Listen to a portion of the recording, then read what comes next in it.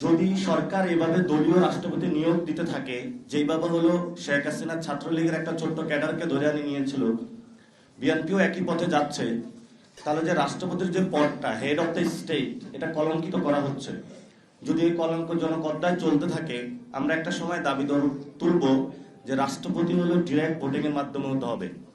রাষ্ট্রপতি কোনো দলীয় ব্যক্তি হইতে পারবে না, রাষ্ট্রপতি কোনো গরিব পরিবারের হইতে পারবে না। আপনার সংবিধান যে সিস্টেম, সেটা অনুযায়ী রাষ্ট্রপতি নিয়োগটা পার্লামেন্টে যারা আছেন তারা নিয়োগ করবেন, কিন্তু রাষ্ট্রপতি হলো প্রধানমন্ত্রীর পরামর্শ নিয়ে চলবেন। এখন আমরা দুইটা বক্তব্য পেয়েছি। রাষ্ট্রপতির নিয়োগের ভার কে হবেন, স্থায়ী কমিটির একটা মিটিং বসলো, সেখানে আবার একজনের কাছে ন্যস্ত করা হলো। তাহলে পুরা বাংলাদেশের মধ্যে 18 কোটি মানুষের মধ্যে একজনের দায়িত্ব হলো রাষ্ট্রপতি হলো নিয়োগ দেওয়া। তাহলে পুরো যারা রাজনৈতিক ব্যক্তিবর্গ, পার্লামেন্ট, পুরা মানুষ, তাহলে তাদের কি প্রয়োজন? ফলত এটা আনডেমোক্রেটিক, এটা গণতান্ত্রিক কোনো প্রক্রিয়া না, এটাকে আমরা ধিক্কার জানাচ্ছি। দ্বিতীয়ত যে বিষয়টা আমাদের এখনো লড়াই, সেটা হলো সংস্কার। জুলাই সনদ বিএনপিকে বাস্তবায়ন করতে হবে। বিএনপি যতই কথা বলুক না কেন, এটা বাস্তবায়ন করব না, সেই পথ আমরা বিএনপিকে দিব না। তারা সংশোধন কমিটি বানিয়েছে, বিরোধী দলকে ধন্যবাদ যে তারা সেটাতে অংশগ্রহণ করে না। এটা ঐতিহাসিক একটা রাজনৈতিক সিদ্ধান্ত নিয়েছে, এবং যেহেতু এটা সংসদে হয় নাই, তারা সংশোধনী কমিটি বানিয়েছে, ফলত আমাদের এই লড়াইটা এখন রাজপথে চলে এসেছে। রাজপথে ইনশাল্লাহ আমরা সংসদের সামনে উপস্থিত হব। যেদিন উপস্থিত হব ওই দিনে বাংলাদেশে ইনশাল্লাহ জুলাই সনদ বাস্তবায়ন করে ছাড়বো ইনশাআল্লাহ। জুলাই সনদ কেন বাস্তবায়ন করতে হবে? প্রধানমন্ত্রীর খায়েশ হয়েছে, 10 বছর দেওয়া হয়েছে, ওনার 15 বছর থাকার খায়েশ হয়েছে। এই নির্বাচন প্রক্রিয়া, সেটা উনি স্বচ্ছ প্রক্রিয়া বিশ্বাস করেন না।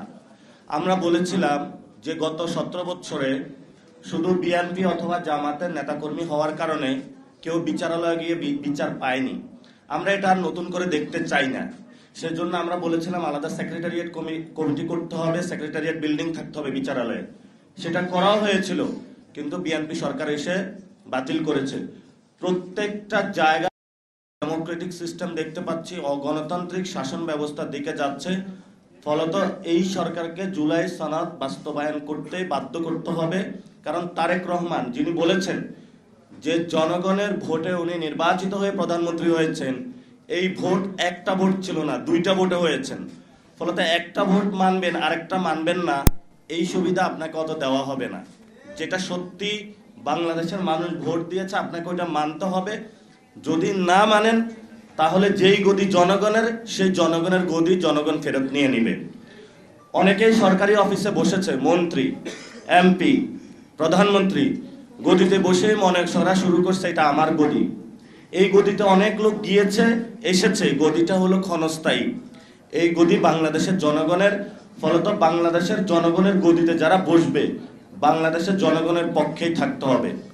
তৃতীয়ত যে বিষয়টা আমাদের সবচেয়ে বড় লড়াই, সেটা হলো আমাদের ভাইদের বিচার।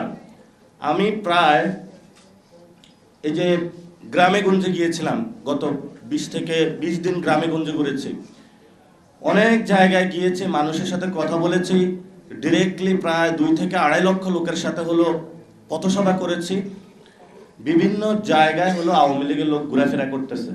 তাদেরকে জিজ্ঞেস করলাম তারা কিভাবে বের হয়েছে। বললো যদি কেউ ছাত্রদের খুন করে, তার মার্কেট ভ্যালু বাইরে যায়।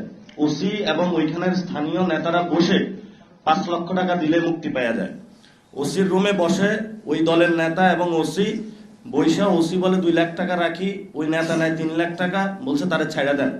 এরকম পুরা বাংলাদেশে যারা আমাদেরকে খুন করেছিল, খুনের মহাযজ্ঞ চালিয়েছিল, তাদেরকে হলো মুক্তি দেওয়া হয়েছে।